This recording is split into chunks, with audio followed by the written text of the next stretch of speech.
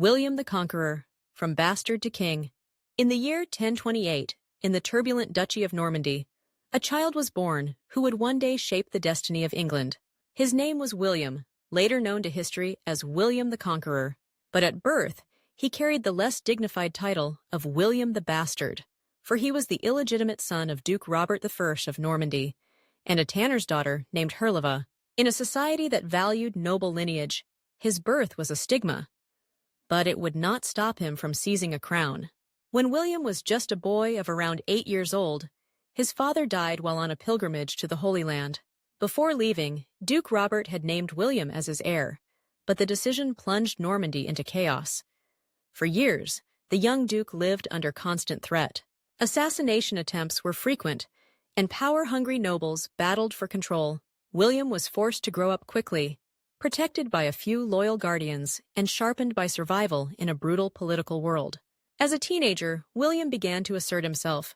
He crushed rebellious nobles, forged powerful alliances, and proved to be not just a survivor, but a brilliant military and political mind. His education came from the battlefield and court intrigue, not from books, and by his 20s, William had cemented his rule over Normandy. In 1053, William strengthened his position by marrying Matilda of Flanders, the daughter of Count Baldwin V. It was a union of both love and strategy. Though initially opposed by the Pope due to their familial ties, the marriage was later sanctioned. Matilda was no passive duchess. She was William's trusted advisor and regent in Normandy during his campaigns abroad. Together, they had at least 9 children, including 3 sons who would each shape history in their own way: Robert Curthos, William Rufus, and Henry, the future King of England. William's ambitions, however, stretched beyond Normandy. In 1066, a seismic event gave him the chance to expand his power. King Edward the Confessor of England died without an heir.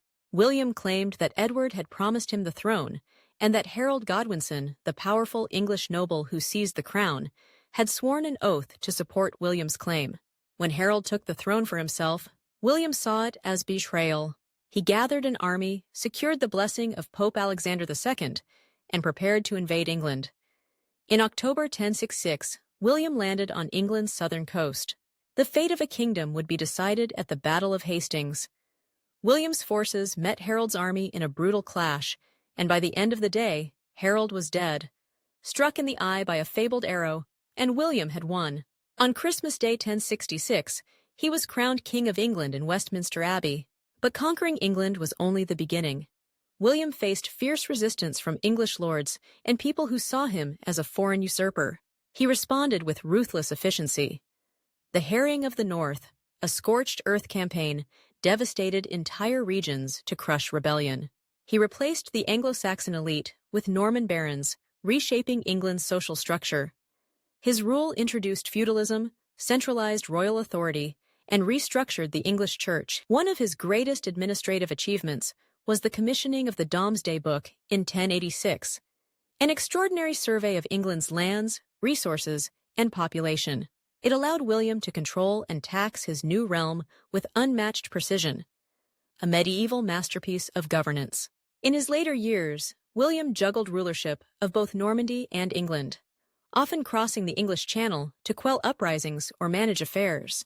In 1087, during a military campaign in France, he was injured when his horse reared during the sacking of Mantes.